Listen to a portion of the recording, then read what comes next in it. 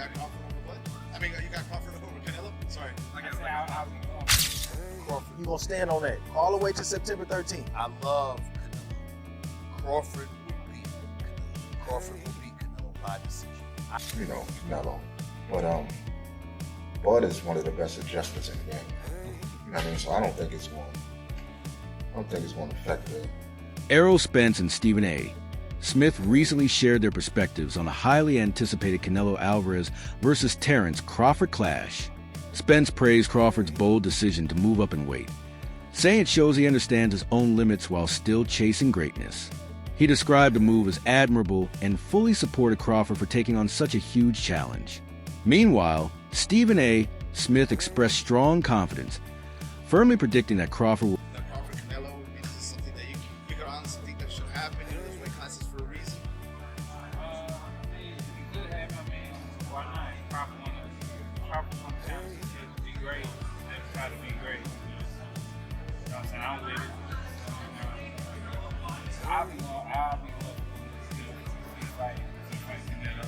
You got Crawford over what? I mean, you got Crawford over Canelo? Sorry. I'll be confident. I don't know if he's gonna win or lose, but I definitely be on Crawford. I think he beat him back to I think You know, chasing greatness, so why not? But don't you think maybe it's just he's reaching a little bit more, or I guess fighting more than you can chew because it's. Canelo came up to 165 and he fought Overland and fought the other guy too. So I mean, if he can do it, he started at 147. So I mean, if he do it, why can't Crawford? Stephen A. Smith stressed that Terence Crawford's skills and tactics stand far above any of Canelo Alvarez's recent opponents. He pointed out Crawford's adaptability and ability to adjust under pressure, making it clear he holds no doubts. Smith firmly declared he will stand by a prediction of Crawford's victory until September 13th. You got a love for boxing. Yes, Who love gonna boxing. win the fight, man? That's coming up. The biggest Crawford. fight in boxing. Crawford. Huh? Crawford. I'm not hesitating. Crawford. I'm not even hesitating. Crawford. You gonna stand on that all the way to September 13th? I love Canelo. Crawford will beat Canelo. Crawford will beat Canelo by decision. I can't see anybody knocking out Canelo Alvarez. But I do believe that if you can box and you can move, that you can beat Canelo. You can outpoint him. That's right. When I think about Canelo, one of the things that I don't like about Canelo, despite his greatness, and a neck as wide as Broadway for crying out loud. Right. It's like almost every shot has to be a power shot. It's a power shot, yeah. That's not beating Crawford.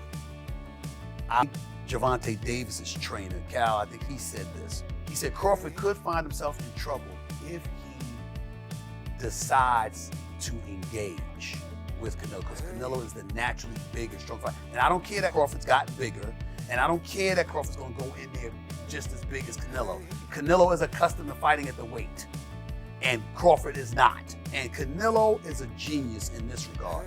You don't see him show up for fights not ready. He's always ready. Always prepared. He's always ready. gotta He's get him always prepared. So I think he's the slower fighter, though. And I think that Crawford is brilliant as a boxer. And I think that between switching to conventional and southpaw, using his jab and movement, I think that Crawford is going to outpoint Canelo because he's faster. But The conversation surrounding Terence Crawford's decision to move up in weight to fight Canelo Alvarez often circles back to his dominant victory over Errol Spence.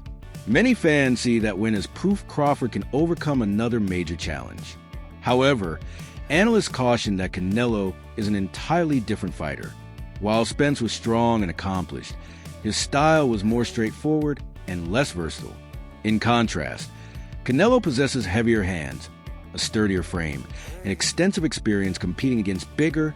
People thought Spence would destroy Canelo. That's why they think Crawford would do what he did to Spence. He would do to Canelo. And the funny thing is, how many of you guys you just remember me saying Canelo will whoop Spence's ass?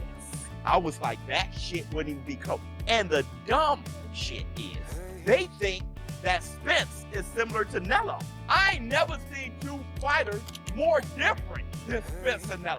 But Spence worked behind the jab. Canelo, not so much. Spence is southpaw. Canelo, not at all. Spence had a textbook defense. He was sideways. Canelo more forward with the earmuffs, with the catch and shoot. Spence, hardly any head movement. He blocks and he breaks you down like a tank. Canelo, from waist up, his hand movements is incredible. I never seen fighters more different than Spence and Canelo. Drawing comparisons between Errol Spence and Canelo Alvarez can be misleading, as they compete in different weight classes and possess very distinct skill sets. Showbiz emphasizes that while Crawford's dominant victory over Spence was undeniably impressive, it doesn't guarantee he'll achieve the same outcome against Canelo. The Mexican superstar has repeatedly proven himself against top-level opposition, bringing challenges Spence never could. This sharp contrast is what makes the upcoming showdown so compelling. It's not an extension of the Spence-Crawford rivalry, but an entirely new and formidable test for Crawford. I don't see Crawford knocking Canelo out. If Canelo lets Crawford get away with boxing, he may have a shot. If Canelo comes in there and boxes and cut the ring, Canelo has a chance of knocking Crawford out. What? Yeah, You said Canelo got a shot at knocking Crawford out? I think he does. Wow. Remember, Crawford coming up for 135. And I don't know if y'all remember when he fought Gamboa. Gamboa rocked him a little bit too. That was And a we long talked time about ago. Canelo Alvarez. That was a long time ago. We gonna do that. Canelo got rocked by Jose Miguel Cotto. I didn't know that. But on the real, Canelo has faced a bigger opposition. He's faced a bigger and a harder punches. Who has Crawford faced that's a big puncher? Canelo's taking more hard punches than Crawford. The tail of the tape is going to be if Crawford can take the power from Canelo and can Canelo box with Crawford and potentially hurt him and finish him. Zab Judah shared his thoughts on Canelo Alvarez bringing Jaron Boots Ennis into camp as a sparring partner.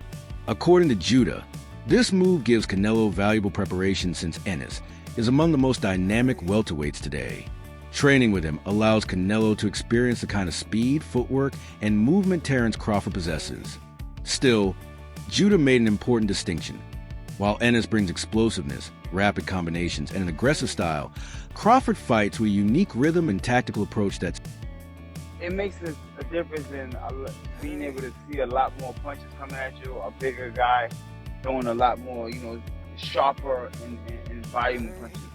Yeah, that makes it a little difference. But still Crawford is still a different technical fighter than Boots is. You know what I'm saying? He's a different kind of technician.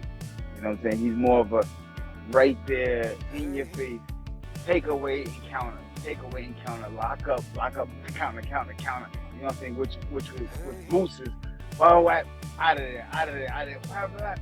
Out of there, boom, out of there. You know what I'm saying? A different kind of fight.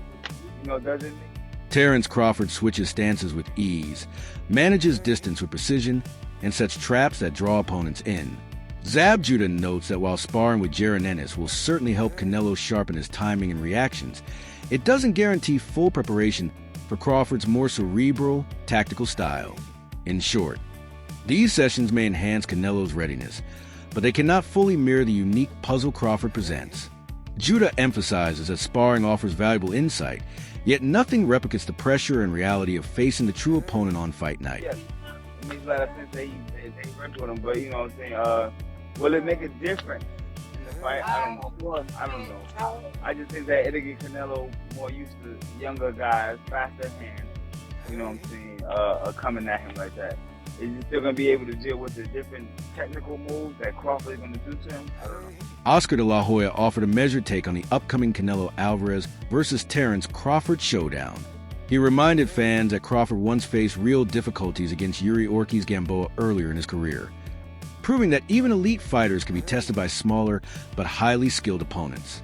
De la Hoya argued that if Crawford encountered challenges there, then stepping in against Canelo, a naturally bigger, stronger, and more powerful fighter, presents an even steeper test. Still, he didn't dismiss Crawford's greatness, recognizing him as one of the most technically brilliant fighters today, with exceptional timing, sharp counterpunching, and remarkable... Do you feel that Terence has a shot in beating Canelo Alvarez? That's the $1 million question. When I watched Terence Crawford get rattled and rocked by Ortiz Gamboa, who's a natural 30-pounder, that to me is going to be a huge problem when he gets hit by Canelo, So he fights at 175. He's fighting these big monsters. He's not getting rattled at all. Berlanga's a big kid. So it makes me think, I mean, how is Crawford going to keep him away for 12 rounds? Canelo's going to come at him hard.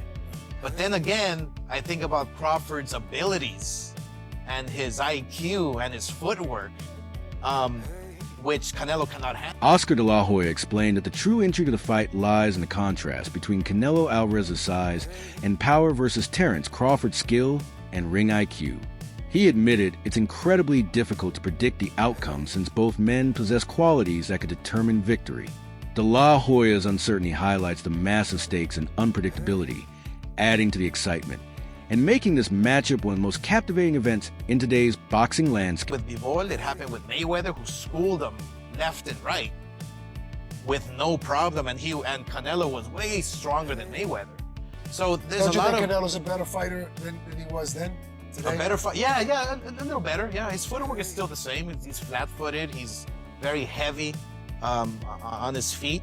Obviously, Canelo has the power to hurt him. In this game, power means a lot. If you can't keep your guy off you, or you don't know how because it's too much pressure, and the one thing about Crawford is that he knows how to handle the pressure. He's a savvy boxer, you know, and he doesn't run. And he has that heart. He's a dog. He has that heart. You want to. Sean Porter weighed in on Canelo Alvarez's decision to bring Jaron Boots Ennis into camp and praised it as a very smart strategy. He compared it to when Sebastian Fundora used Mike Fox as a sparring partner to prepare for a specific style. In this scenario, Ennis is considered the closest available replica of Terence Crawford. Though not identical, Boots' explosiveness, sharp angles, and quick footwork give Canelo valuable preparation. Porter stressed this is crucial because Crawford is unlike most fighters. He shifts gears mid-fight, adapts seamlessly, and capitalizes on mistakes with punishing precision, making every adjustment. Got me a little concerned about my boy because this dude right here is the goods, has the ability to do a lot of what Canelo's gonna see on fight night, and all he needs is a couple of reps of seeing it. And you know, it's not often you can find someone who can duplicate the guy that you're getting in the ring with. Who the hell did you spar with to get ready for Fundora?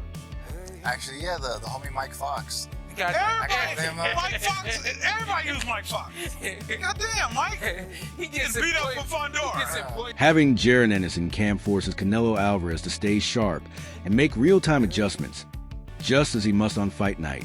Sean Porter explained that while the sessions can't fully replicate Crawford's unpredictability, they provide valuable insight into his movement patterns. The real benefit, he noted, is sharpening Canelo's reflexes, so he won't be caught off guard when. We talked about that all the time because I'm the one that I think first called him, you know, for the Fundora fight, and he says like, man, ever since that and you went and knocked him out, like he's like, as long as Fundora is fighting people, I got work. Like Yeah. Nah, and but like to that point, the fact that Canelo even brought in Boots, even if they're like doing it for the cameras and they're going 50%, right. I don't even care. Right. The fact that he's calling him in shows that he's not just phoning it in. This isn't for the check because Canelo's done. He's about to do this and dip out. Right. If you bring in someone like that, where you're really trying to bring tough sparring for the look for your fight, Canelo's he's really gonna be in there to win it. Here's the disclaimer: you're not bringing in a friend. I went out to Philly to interview Boots, and I told him, yeah, I'll get in the ring with you and do a couple of rounds. And he worked accordingly, but I could see in his eyes that... Another layer to the upcoming fight is the racial and cultural undertone woven into its promotion.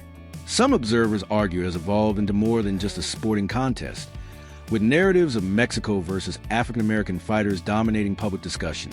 Tension grew further when Canelo added Jaron Ennis to his camp, prompting Coach Reg to note that critics saw it as fueling this perception of rivalry. His analysis underscores how boxing often mirrors broader societal divides, as fans project their identities and communities onto fighters. Still, he cautioned that framing the matchup solely through race risks diminishing the technical brilliance both men will display. Racial fight. That's what it is. It became a racial fight. It became blacksmiths in that sense. It wasn't like that a few weeks ago. Definitely wasn't. I didn't hear nothing about race. I heard more so about size and weight class. You know, aggressive knees, etc. Right. I mean, that's just what it came to. I mean, people can deny it all they want, but realistically, that's what it came to. It came to it's a racial fight.